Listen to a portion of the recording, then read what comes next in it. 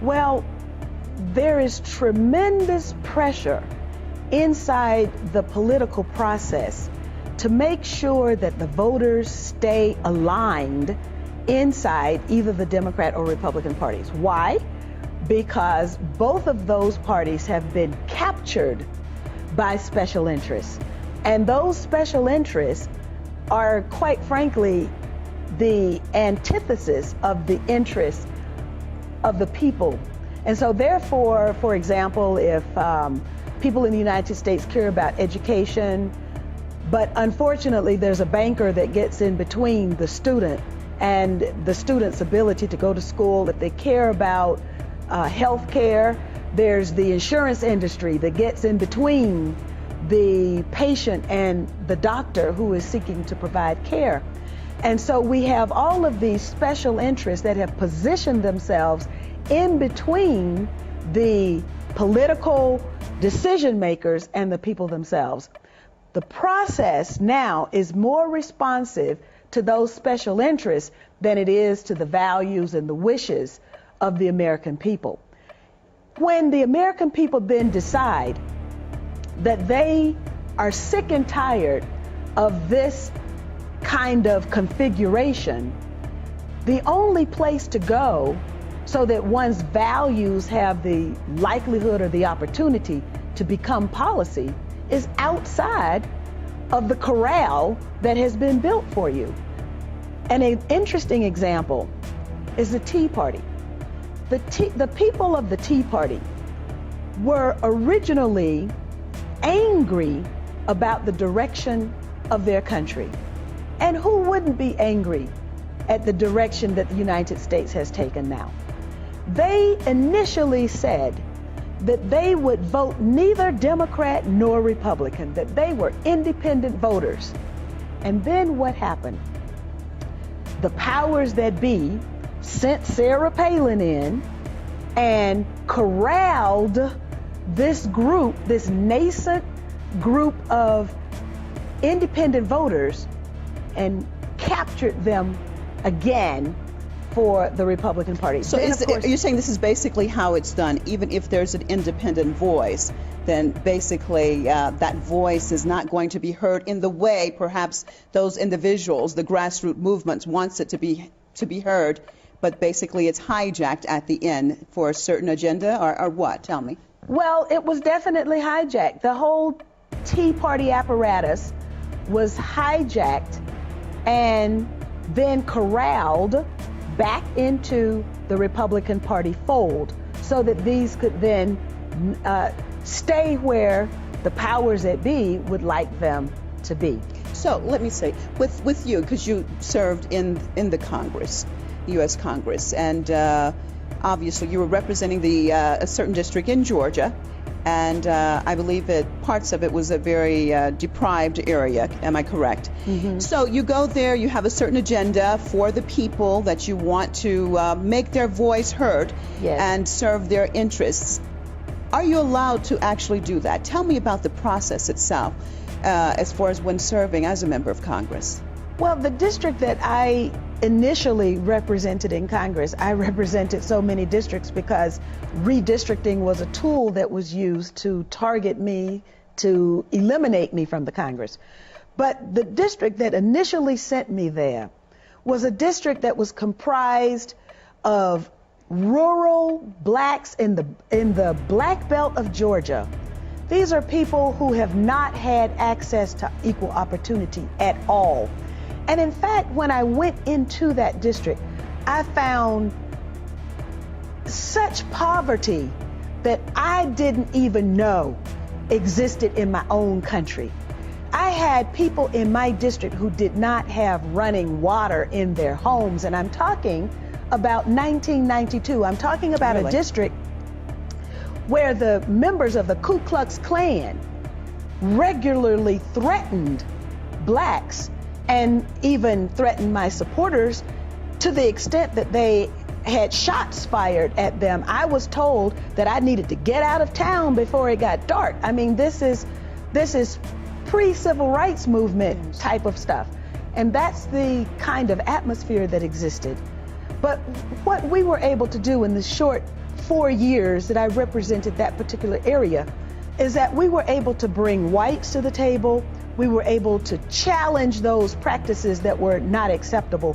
We were able to bring blacks into areas of power that they never in their wildest dreams thought that they could possess and own.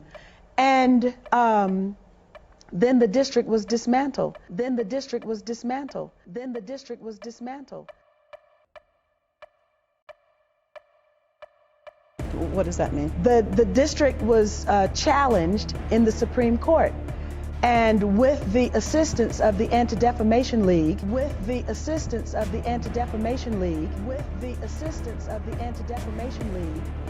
the district was dismantled. It generally takes about $250,000 minimum to take a case from filing up to the Supreme Court.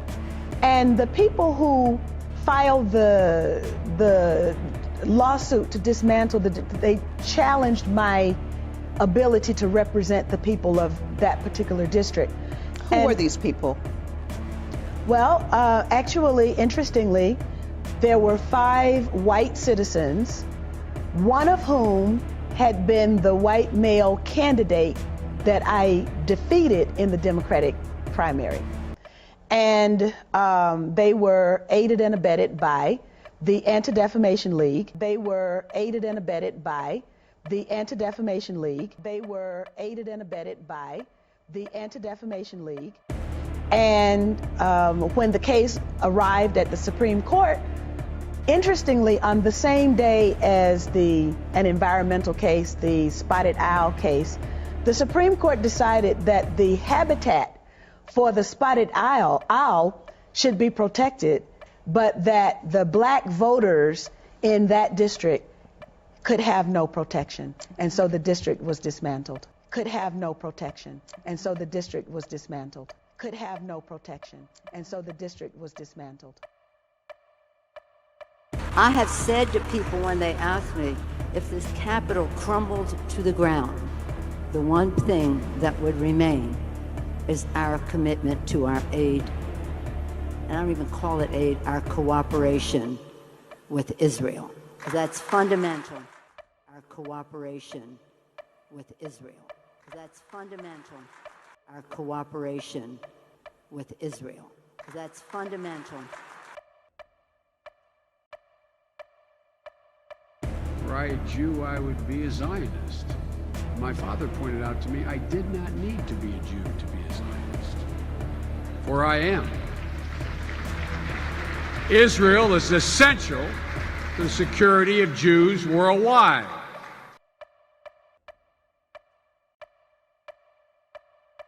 I say again, you need not be a Jew to be a Zionist. The fact is that since then I've known every single prime minister, and it's been an honor. Formed strong working relations with each of them. And now, this is my 10th visit. Every chance to return to this great country, where the ancient roots of the Jewish people date back to biblical times, is a blessing. Because the connection between the Israeli people and the American people is bone deep. We invest in each other. We dream together.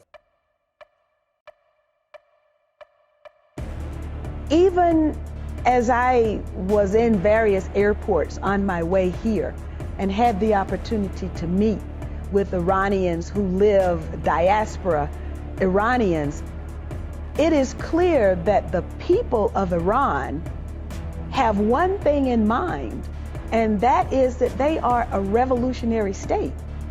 And as a revolutionary state, they understand colonialism, neo-colonialism, imperialism. They understand being under the foot of oppression and occupation, even if it's mental occupation, from an outside force or outside power. And that is what centers the resistance. The people who would label these individuals and this state that protects these individuals as terrorist state, generally speaking, are the entities that are promoting the very policies that even I disagree with at home. A state law that is supposed to be about the Texas economy and foreign relations is now the basis of a lawsuit over free speech. KVUE political reporter Ashley Godot is here now. And Ashley, this is about a complicated topic, Israel. Yeah, very complicated, Mike. In 2017, the state of Texas passed an anti-BDS or anti-boycott law. It banned state agencies from doing business with companies that boycott Israel. But a speech pathologist in Pflugerville says the state is trying to silence her right to free speech. May 2017. Any anti-Israel policy is an anti-Texas policy. Governor Greg Abbott signs an anti-boycott, divestments, and sanctions bill into law, prohibiting state agencies from doing business with companies that boycott Israel. Fast forward 19 months. It attacks me personally, it attacks my family. This is Bahia Amawi. For the last 9 years, she's been an independent contractor with Pflugerville ISD, working as a speech pathologist for young children, specializing in students who speak Arabic. But when the time came to sign her contract this year, she saw this, a new clause as a result of the law stating the contractor doesn't and won't boycott Israel. As an American, Amawi says it violates her right to free speech, and as a woman of Palestinian descent, she says it does more. I have a lot of family members who are still in occupied territories, suffering from the brutality and the aggression and struggling every day. She didn't sign and lost her job. Now she's suing the state and Pflugerville ISD. This law was intended to prevent Americans from exercising their constitutional rights to protest a foreign country. And in this case, it's really absurd that the Texas law is taking a foreign country's side over the side of students who need Bahia's services. What's your thoughts? Please be respectful with your comments. Also, please click the like, click the notification bell, and subscribe to this channel.